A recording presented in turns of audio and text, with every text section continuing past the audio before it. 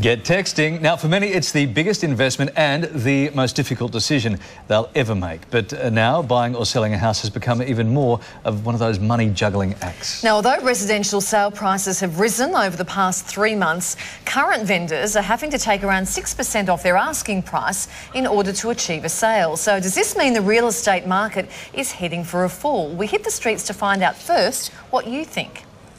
I don't think it's heading for a fall, and I certainly don't think that, vendors are dropping their price 6% at all. I mean, there may be some adjustment because they're overpricing. They're asking too much in the first place, but I mean, the market adjusts. Well, I think it's way out of gear. It's much too high. I mean, I think it's so hard for the younger people. I don't know how they'll manage to get a house for themselves without huge mortgages and so on. I think it's inevitable there will be a bubble. When it's going to break, whether this is just a dip, I don't know. Funny you say that. We've got a house on the market at the moment and we don't want to drop our price by 6 or 7%. But yeah, I think that's the reality of the market. I think it is a little bit flat. Alrighty, money expert Anthony Bell joins us now with more. Hi, Ant. Can you explain this to me? If the average price has risen, but people are having to knock money off the asking price, I don't get it. Okay, so what's happened is that people have got on it. They're selling property in that $300,000, $400,000, $500,000 range, and they've been getting some great prices for it. So people are taking their properties to market in that range for a little bit higher than what they're probably worth, and they're sitting on the market just a little bit longer. The big thing is that interest rates have a massive effect, Kyles, on what happens with property value. So every time it goes up a little bit, people go, well, that's going to cost me more paying back to the bank, so I think I'll pull back a little bit. So we've got to keep in the back of our minds that property is a good long-term investment. Does the flip side of that apply too when interest rates don't go up and they're stable at present? So consumer confidence is up and real estate agents are cashing in on that sort of move as well, aren't they? Unbelievable. See, I mean, that's the parody of it. If you go back, Laz, into global financial crisis, we were lending at 4.5% or 5%. Yeah. So people are saying, I don't care that the world's in crisis. I can buy a property and pay half of what I used to pay back when the market was up at around 9% interest rates. So people don't care that the world was turning down. They care about what hits their bottom line. Yes. And if it's affordable and they keep their jobs, property generally starts heading upwards. Okay, well, let's talk about the new home market and building. There's still a big consumer demand out there, isn't there, for existing homes? And I think this, Kyle, is it. I think Australian property executive statement is a strong thing going forward. A very simple stat on that is that our immigration rate plus our birth rate over our death rate is double the amount of new home starts. So in that old economic language of supply and demand, it probably means that prices have to go up because there's not going to be enough property to house our population into the future. And Australian property, compared to the rest of the world, is actually very cheap.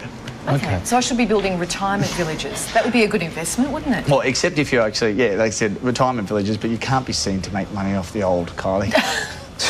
Okay. Well, I don't know. Cha-cha lessons in the lunchroom. Yes, I could conduct them. Yes, you could. First home buyers kind of getting the short end of the stick, right? The government grants have expired. What sort of advice would we no, the government grants are still around, but they have come down a little bit from where they started. So they're still out there. You can still get some government grants to help support it. Look, as a first home buyer, look for infrastructure. Look for a place where there's shopping centres, close to transport, police stations. They generally support a strong property market. Follow trends of emerging suburbs and watch, the prices that are achieving in suburbs that are a bit far away from the primo ones. And also, when I go into a place, I always say, would I rent this place myself? If it was actually up on the market and I was going to sort of own it and wonder whether or not I'd achieve a tenant, I always say to myself, would I actually rent it as well? Sure. You had there, January's a good time to buy, so I'm taking January's a bad time to sell. There's a bit of a tip there. So what happens, a lot of people take their property Kyles to market in November and December, and unfortunately they don't get away, and they go to Christmas and they sort of start to get that seller's remorse, and they say, you know what, just sell it. And it's on the market in January. There's not a lot of buyers around, there's not a lot of activity around it, and it's usually a bit of an old tip. It's not a bad time to come in and grab a great property. Pick up a bargain, eh? Bit of a bargain, yeah. Apartments versus houses in this market? We're turning back to an apartment living style. We've seen that in America and particularly in London, and then the old days of a block of land and a house is still a strong thing, but people are starting, Laz, to, even with their families, tolerate living, sort of 3 floors up from the ground and go for the lack of maintenance that comes with an apartment. So I think apartments in Australia will have a good run. Okay, mate, good to see you. And remember, as we say here on the morning show, the grass is always greener in Gillies Garden. retirementvillage.com.au/Gillies Garden. Thank you, mate.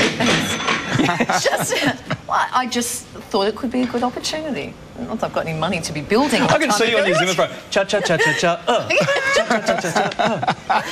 could You got to do what works. You got to do what you got to do. Yeah, just ahead for